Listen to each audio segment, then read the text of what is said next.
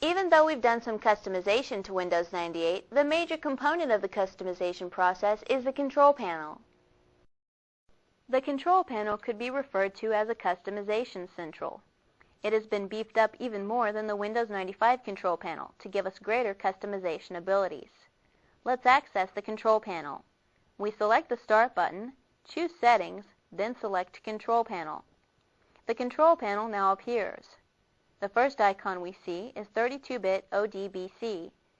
This icon installs and configures the Open Database Connectivity data sources and drivers. Next is the Add New Hardware applet. We've installed a modem in our computer for this demonstration. Installing any new hardware will require the same basic steps. The Add New Hardware icon installs hardware devices and their drivers. We select it, and the Add New Hardware wizard appears.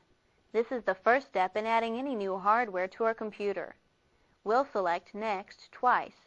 Windows 98 searches for any new plug-and-play devices on our system, and the driver is installed for the new hardware. Once Windows finishes searching and the new hardware is displayed, two options for installing new hardware are listed. Choose Next and choose Finish. Wow! We installed new hardware on our computer.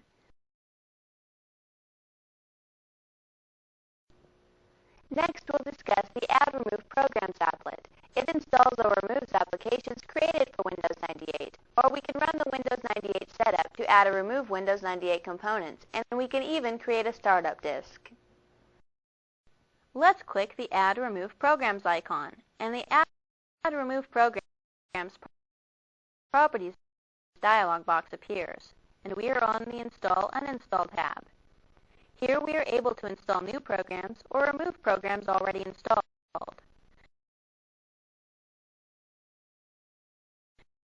Note we should try to avoid buying software without uninstall, and uninstall should only be used when an application doesn't include the uninstall program. Let's click the Windows Setup tab. We now can install other Windows 98 components not installed by the typical setup. Notice some of the components don't have check marks, which means none of the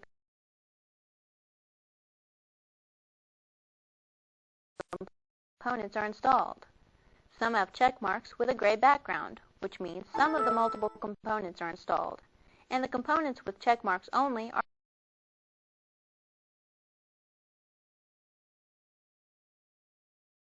are completely installed. Let's install a new component from Windows 98. We'll install some of the accessories. We highlight Accessories, then choose Details. Now all the components of the Accessories shortcut are displayed. Remember that any component with a check mark is already installed, and if we remove the check mark, Windows will uninstall it. Let's install the games. We click the Games checkbox, and a description of the components of games is displayed. To install this component, we choose OK, then Apply. And Windows scans the hard drive, installs the components, then updates the shortcuts, and we are returned to the Add Remove Programs Properties dialog box.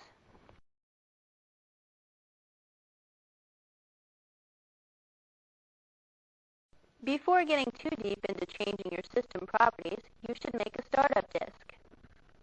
If you don't have a startup disk, let's create one now. We select the Startup Disk tab, then insert a blank disk into your floppy drive and click Create a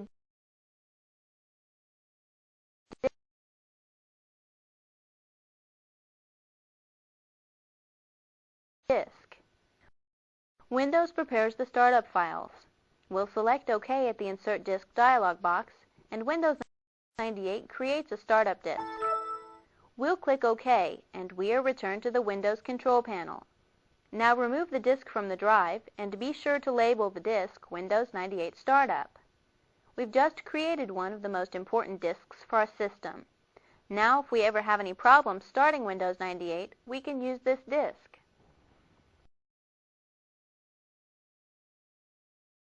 Next, we'll change some of the display properties. We select the display icon, and the Display Properties dialog box appears. And we have 7 different tabs to set the properties for our display. The Background tab sets the background for the screen. Let's scroll down the list and select the wallpaper. Notice a preview is displayed for the background. Next, we'll apply a screensaver. We select the Screensaver tab, and currently there are no screensavers active. A screensaver is just as it sounds, a screensaver.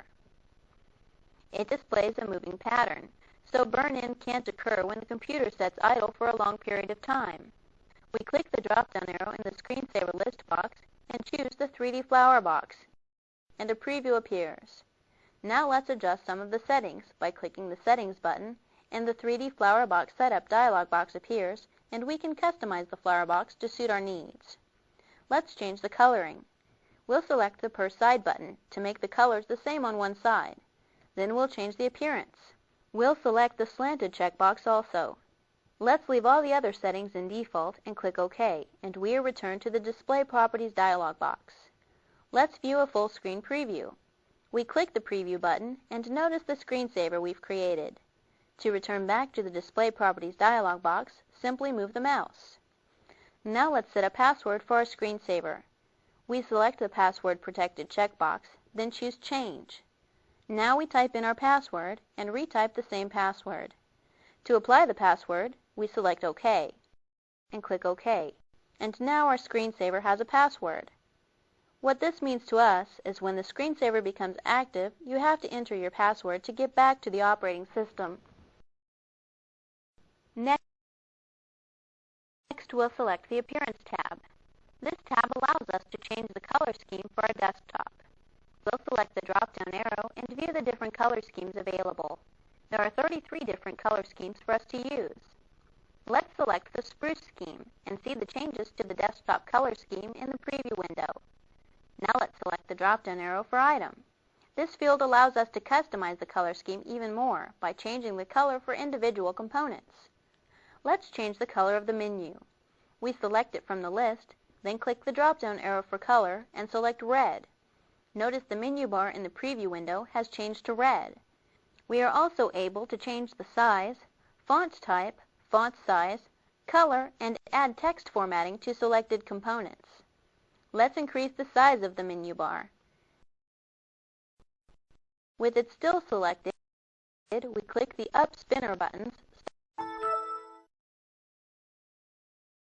stopping at 25. We can see that the menu bar has increased in size. Let's view the options for the Effects tab. We select it and see that we can change the desktop icons and apply visual effects to these icons. Let's change a desktop icon. We select the My Computer icon, choose Change Icon, and in the Change Icon dialog box, select Browse. Now the Change Icon Look-In dialog box appears. First, we'll click the drop-down arrow for the Files of Type field and select Icons. Now we'll click the drop-down arrow for the Look-In List box. Select C, then double-click Windows. We scroll to the right, double-click the CCast icon, and we are returned to the Change Icon dialog box. We select OK, and the desktop icon for My Computer has been changed. We can change every desktop icon using the same steps. Let's restore the default icon. We simply click the Default Icon button, and the default icon for My Computer has been restored. Next, we'll discuss the Settings tab. We select it and notice the options we can change. The Settings tab allows us to change the options for our monitor, video card, colors displayed, and the screen area. The screen area controls the screen resolution, while moving it to the right gives us a higher resolution. Moving the slider to the left gives a lower resolution. We'll click the drop-down arrow for the Colors palette.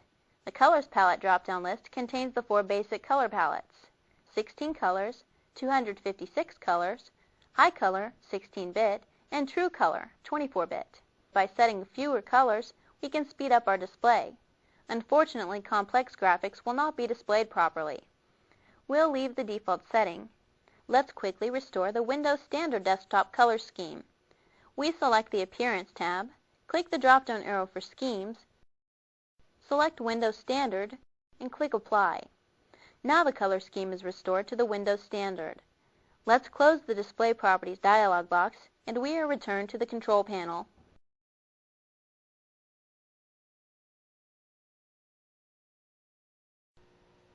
Even though we have other peripherals to make many everyday Windows 98 tasks easier, we still can't discard the trusty keyboard. In fact, when you learn the keyboard shortcuts, you'll find yourself reaching for the mouse less and less. Let's select the keyboard icon and change some of the settings. The repeat delay controls the delay before the second letter appears. The repeat rate controls the rate at which the subsequent letters will appear. Let's change the repeat delay first. We'll move the slider all the way to the left, and then do the same for the repeat rate. Now, to test these settings, we click in the test area text box, press and hold a key. Notice the difference in the delay and the repeat rate.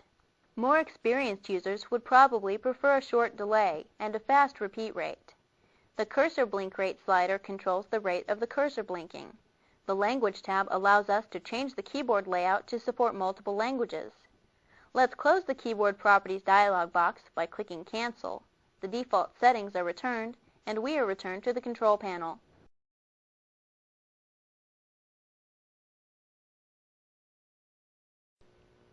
Much of Windows 98 was made with the mouse in mind, just as its predecessor, Windows 95. To help with the handling of this pesky little peripheral, we can use the Mouse Properties dialog box. We'll select is to change the mouse from right-handed to left-handed operation. This simply changes the operations of the buttons. Then we can see the double-click speed. This allows us to change how fast we have to double-click an icon to access the application.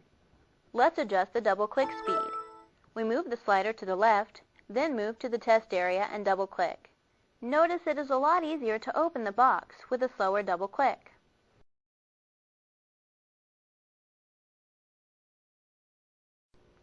After trudging through Windows 98, we notice the pointer change just about every time we do something new. We see different pointer icons, like the standard arrow, to the dreaded hourglass icon that appears whenever Windows 98 is too busy to bother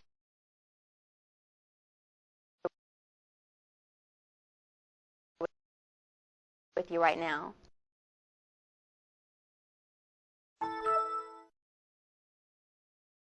Now let's choose the Pointer tab. The Pointers tab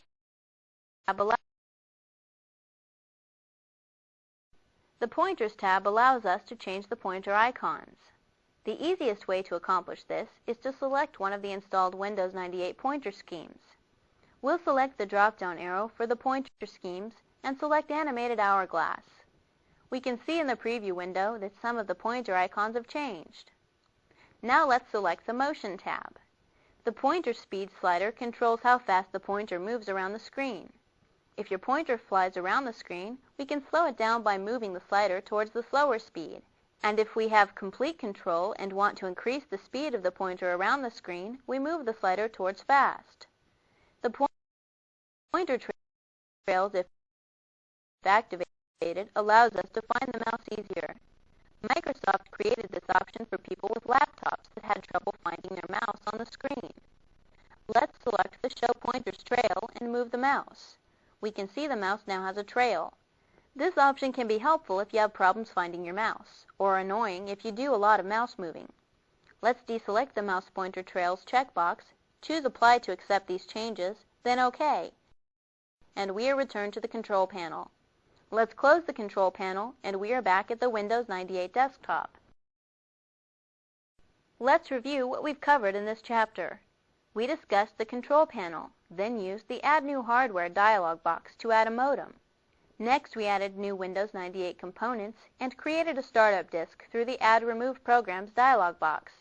Then we discussed the Display Properties dialog box and changed some of the settings.